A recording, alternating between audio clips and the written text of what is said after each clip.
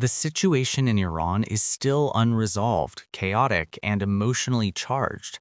But while most people are focused on what did happen, protests, crackdowns, silence, there's a more important question hiding underneath it all. Why didn't the United States intervene? Not rhetorically, not symbolically, but materially. At first glance, this looks like another example of hesitation from Washington. To critics, it feels like a familiar pattern: loud warnings, bold language, and then nothing. But that interpretation misses the deeper strategic reality. What happened in Iran wasn't simply about politics or personality. It was about hard limits, military trade-offs, and a world where American power is no longer infinite. And that has enormous implications for Europe. So today, I want to walk through three things: what's actually happening inside Iran right now, why the United States did not intervene despite pressure and opportunity, why this episode matters far more for Europe than most people realize, where Iran stands today. First, a reality check. It is still far too early to declare winners or losers inside Iran. Protests are not sports games. They don't end cleanly and they don't follow schedules. That said, by most open source indicators, the peak of nationwide protests appears to have passed, for now. Reports from about a week ago showed demonstrations declining in size and frequency. That doesn't mean discontent disappeared. It means coordination collapsed. And coordination is everything. Iranian authorities shut down internet access early in the unrest, both to disrupt protest organization and to obscure what was happening from the outside world. That blackout is still largely in place, which tells us something important. The government does not believe the danger has fully passed. If Tehran felt confident, the internet would already be back. Economic activity depends on it. The fact that it isn't suggests fear, not victory. Meanwhile, the structural problems that triggered the unrest remain unsolved. In fact, they are worse. Protests disrupt logistics, scare off investment, and strain already failing infrastructure. Some observers argue this guarantees another uprising. Unfortunately, history says otherwise. Authoritarian systems can survive decades of public anger as long as fear outweighs hope. Mass protest requires a rare alignment of timing, communication, courage, and belief that change is possible. When that alignment breaks, it does not automatically reform. That matters when we evaluate foreign intervention. The easy criticism and why it's too simple. In the aftermath of the protests fading, critics quickly reached for a familiar accusation: hesitation. The claim is straightforward. The United States threatened action, the Iranian government cracked down, Washington stayed out. Therefore, this must be another case of empty threats. Some critics even frame it as cowardice. But that argument confuses capacity with intent. It's true that the United States possesses overwhelming military power. It's also true that not all power can be applied instantly, surgically, or without catastrophic consequences, especially in a country like Iran. Unlike small, centralized states, Iran is vast. Protests weren't limited to one city or one command node. They were dispersed across the country.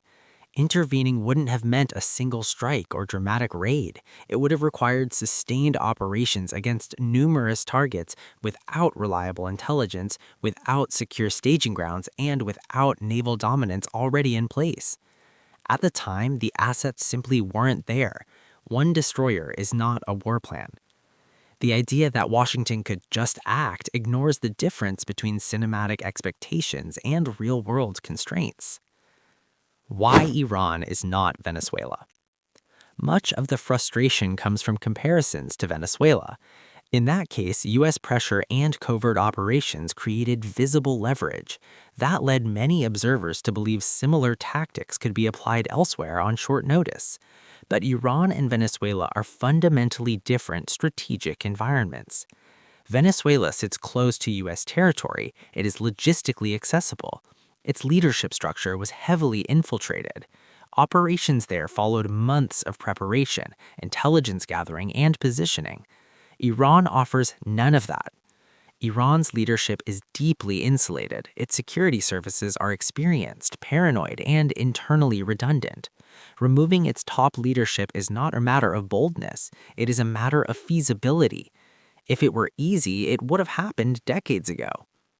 Even the unrest inside Iran, while significant, did not magically unlock access for foreign forces. No protest wave suddenly turns an authoritarian fortress into an open door. That's why even regional partners, countries with every reason to want Iran weakened, urged restraint. Half measures would have been worse than doing nothing. Regional reality check. This wasn't just a U.S. decision in isolation. Key regional players quietly aligned around the same assessment.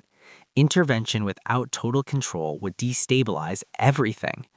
Israel, in particular, faced immediate risk. Iranian missile retaliation is not theoretical. Defensive systems rely heavily on American assets, and those assets were not positioned for sustained defense at that moment. Provoking Iran without the ability to suppress its response would have invited escalation across the region, not regime change, chaos. That distinction matters. Did Washington encourage false hope? This deserves careful consideration.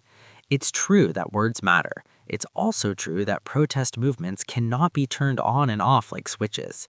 Once mass coordination exists, telling people to wait is meaningless. If anything, waiting is the most dangerous option. Protest movements survive by momentum. If they disperse, reforming later is far harder, especially under surveillance. From that perspective, signaling future support wasn't reckless. It was the only framing that made sense if another window opened. And that window may still open. The real strategic mistake. If there is a legitimate criticism to be made, it isn't about hesitation in Iran. It's about prioritization before Iran. Historically, the United States maintains continuous naval presence near the Persian Gulf. This time, it didn't. Why? Because those assets were deployed elsewhere. Most notably, a carrier strike group had been reassigned to operations connected to Venezuela. That decision wasn't accidental. It reflected a strategic choice. Washington opted for a guaranteed, near-term gain over a speculative opportunity. That trade-off is defensible, but it is not cost-free. Iran is not a pawn. Iran is a major strategic piece. Allowing even a temporary gap in coverage carries risk, especially when unrest erupts unpredictably. From a longer-term perspective, critics argue this was the wrong bet. China changes the equation. This matters because of one country above all others, China. If global conflict escalates in the future, energy flows will be decisive. Iran sits astride critical routes, Venezuela does not. Disrupting Venezuelan oil exports is relatively easy, Iran is not. Any scenario involving pressure on Beijing would require sustained control of distant theaters simultaneously. That's the problem. The United States does not have unlimited ships, unlimited crews, and unlimited readiness. And that brings us to Europe. Europe's wake-up call. Zoom out far enough and Iran becomes less important than what it revealed. The redeployment of naval forces to the Middle East didn't come from nowhere. They came from the Indo-Pacific, specifically from waters near China during a period of rising pressure around Taiwan. That should alarm Europe. Even when the Indo-Pacific is officially Washington's top priority, assets still get pulled away because there simply aren't enough to cover everything at once. That means Europe, by definition, sits lower on the priority list. And that's true regardless of who occupies the White House. This is where many European leaders are starting to recalibrate. Skepticism towards U.S. reliability is no longer partisan, it's structural. That's why defense spending targets across NATO have risen sharply. Commitments to reach 3.5% of GDP aren't about pleasing Washington, they're about survival math. NATO is adjusting not because of personalities, but because of physics. Post-Trump doesn't mean post-reality. Some European politicians comfort themselves with the idea that things will return to normal after Donald Trump, but that misunderstands the situation. Even if the next president is more diplomatic, the constraints will remain. Carrier counts won't magically increase. Shipyards won't triple overnight.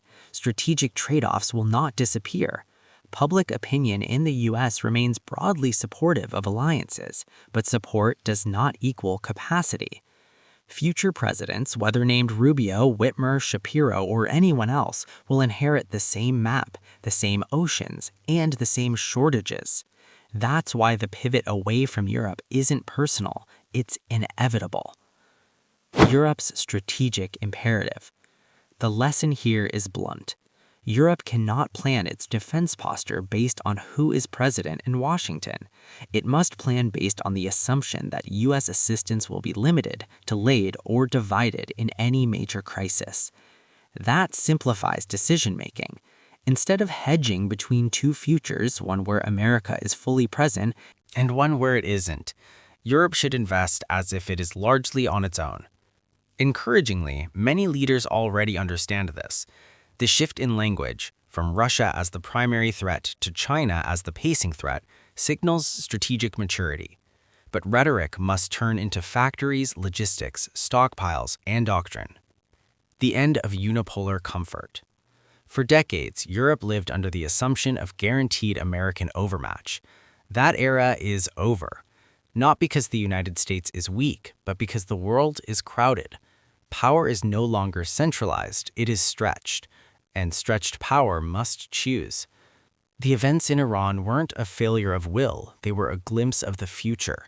A future where even the strongest military in history cannot be everywhere at once. Europe would be wise to prepare accordingly.